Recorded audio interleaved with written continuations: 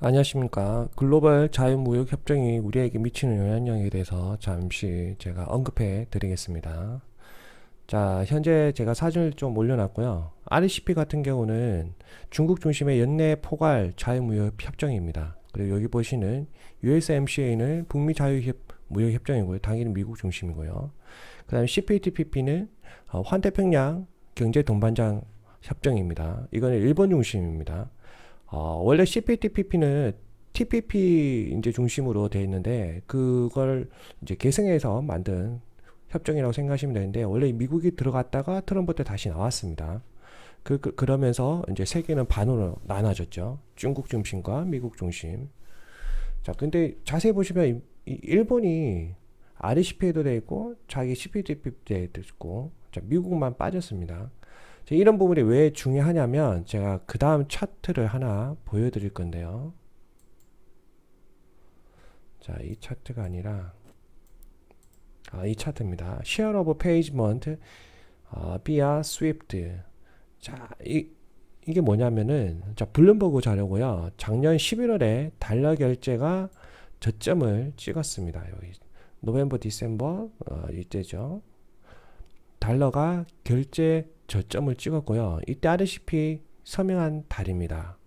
그리고 나서 가장 저점을 찍었죠. 왜 그러냐면은 RCP 개념이 이제 미국과 결별을 하고 세계는 이분화되자 그런 의미였는데 그 이후 다시 올랐죠. 결제 비율이 조금밖에 안 올랐습니다. 그 이유는 최근 위안화와 엔화, 싱가포르 달러 및 홍콩 달러 결제 비율이 크게 증가해서 그렇습니다.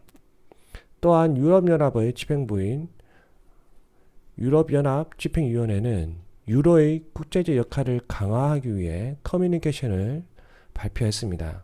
그 내용은 국제통화 시스템의 복원형을 보다 안정적으로 다양한 글로벌 통화 시스템과 시장 운영자를 위한 더 광범위한 선택과 같은 전 세계적으로 공유된 목표를 달성하는 데 도움이 될 것이란 내용이었습니다. 자, 세계결제 네트워크인 SWIFT, 영어로 Society for Worldwide Interbank Financial Telecommunication입니다. 여기서 출처된 자료고요. 자료고 그것을 다시 블룸버그에서 올린 겁니다. 자, 그 다음 자료를 제가 더 보여드리겠습니다. 이 자료는 US 달러 as a percent of World Foreign Exchange Reserve, 즉 무슨 말이냐면은 그러니까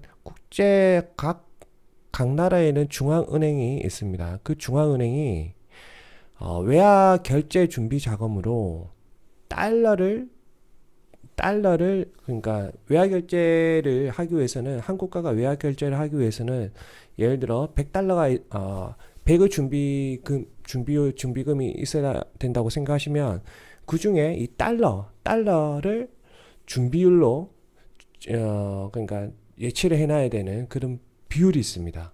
그 비율이 계속 줄어들고 있다는 거죠. 이해가 되십니까?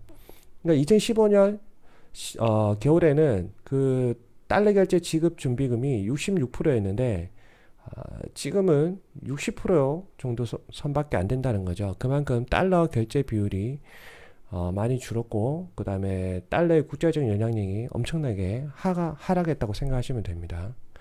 자, 이런 부분이 왜 중요하냐면은 우리 실생활에도 영향을 미칩니다. 말 그대로 달러 가치가 낮아지면은 어떤 현상이 일어나고 달러 가치가 증가하면 어떤 현상이 일어나는가. 우선 단기적으로는 달러가 지금 잠시 올랐죠.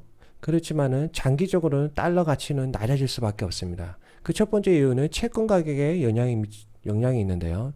미국의 채권은 2023년까지 채권 만기일이 크게 도래합니다. 그 금액은 엄청난데 제가 다음에 한번 시간이 되면 영상을 올려드리고요. 하지만은 2023년이 되면 채권 만기가 거의 다 끝나기 때문에 그 이후부터는 반대 현상이 일어납니다. 중국 같은 경우는 지금 채권 만기액이 거의 다 작년부터 원래는 도래했습니다. 그래서 수많은 회사가 파산한다 이런 이야기가 나오고요. 그럼에도 불구하고 중국에 엄청난 자금이 외국에서 몰려드는 이유는 채권 만기일이 이제 엄청나게 다 도래했기 때문에 구조조정이 일어난 것 대신에 이제 발행될 채권이 앞으로 또 엄청나게 많아집니다. 지금은 이제 채권 발행했던 만기가 이제 저점이기 때문에 말 그대로 채권이 쉽게 말하면 중국 국가가 갚아야 될 부채가 엄청나게 지금 적은 상황이죠. 이해가 되십니까? 그런 상황에서 수많은 기업들이 이제 구조조정이 되고 상식적으로 그렇게 되면은 중국이라는 나라가 무너져야 되는데 그 국영기업이 파산하는데도 안 무너지는 이유가 국가 전체적으로 보면은 그 빚이 엄청나게 줄어들기 때문에 외국 자본이 유입되는 거죠. 이해가 되시죠?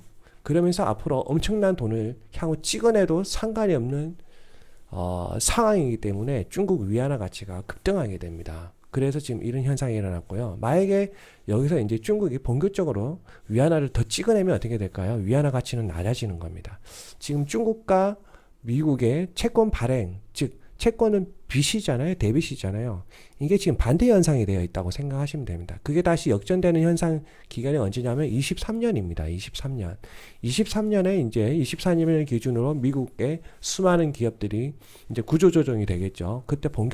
그때가 마지막 클라이막스로 해서 부채 만기일이 도래하니까 그때 빚을 못 갚는 미국의 민간 기업이나 국영 기업은 엄청나게 구조조정을 당하면서 오히려 그때 웃긴 것은 그때 달러 가치가 최고점을 찍기 시작합니다.